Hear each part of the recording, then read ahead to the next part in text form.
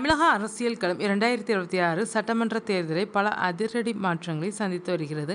அதன் ஒரு பகுதியாக தமிழ் சினிமாவின் முன்னணி இயக்குனரும் நடிகருமான சுந்தர் சி அதிகாரப்பூர்வமாக தனது அரசியல் பயணத்தை தொடங்கியுள்ளார். அதிமுக பாஜக கூட்டணியில் இடம்பெற்றுள்ள புதிய நீதி கட்சிக்கு ஒதுக்கப்பட்ட மதுரை மத்திய தொகுதியில் அந்த கட்சியின் வேட்பாளராக சுந்தர் சி போட்டியிட உள்ளார். இந்த அறிவிப்பை புதிய நீதி கட்சியின் தலைவர் ஏ. சி. சண்முகம் அதிகாரப்பூர்வமாக வெளியிட்டுள்ளார். திரைத்துறையில் தனக்கென ஒரு முத்திரையை பதித்த சுந்தர் சி தற்போது மக்கள் சேவையிலும் தடம் பதிக்க தயாராகிவிட்டார்.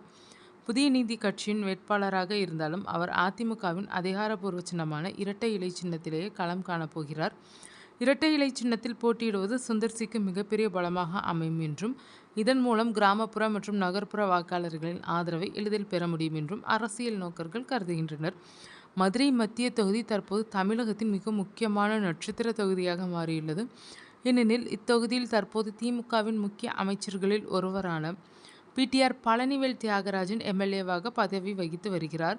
ஆளுங்கட்சியின் செல்வாக்கு மிகுந்த ஒரு அமைச்சரை எதிர்த்து ஒரு திரையுலக பிரபலம் களம் இறங்குவது மதுரையின் அரசியல் களத்தை சூடாக்கியுள்ளது.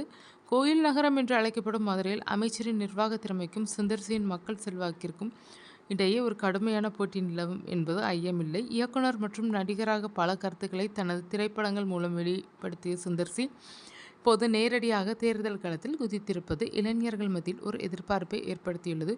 குறிப்பாக மதுரையின் அடிப்படை பிரச்சனைகளான போக்குவரத்து நெரிசல், வேலைவாய்ப்பு மற்றும் வளர்ச்சிப் பணிகள் குறித்து அவர் என்ன மாதிரியான வாக்குறுதிகளை அளிக்கப் போகிறார் என்பதை அறிய மக்கள் ஆர்வமாக உள்ளனர். சினிமாவில் நகைச்சுவை மற்றும் குடும்ப பாங்கான படங்களை இயக்கி மக்களின் உள்ளங்களை கவர்ந்தவர் நிஜ அரசியலில் மக்களின் தேவைகளை எவ்விதம் பூர்த்தி செய்ய போகிறார் என்பதே இப்போதைய கேள்வி. ஏற்கனவே பாஜகவின் சார்பில் குஷ்பு போட்டியிடுவார் என்றும் அவர் 1000 விளக்கு தொகுதியில் போட்டியிட வாய்ப்பு இருப்பதாக கூறப்படும் நிலையில் அவரது கணவர் சுந்தர் சி இரட்டை இலையில் போட்டியிடுவது பரபரப்பை ஏற்படுத்தியுள்ளது. இறுதியாக 2026 தேர்தல் என்பது தமிழக அரசியலில் பல புதிய விடியல்களை உருவாக்கப் போகிறது.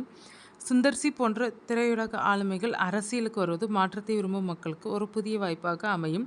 மதுரை மண்ணின் மைந்தராக அல்லது மதுரையின் மருமகனாக அவர் மக்களின் நம்பிக்கையை பெறுவாரா என்பது தேர்தல் முடிவுகளில் தெரியும்.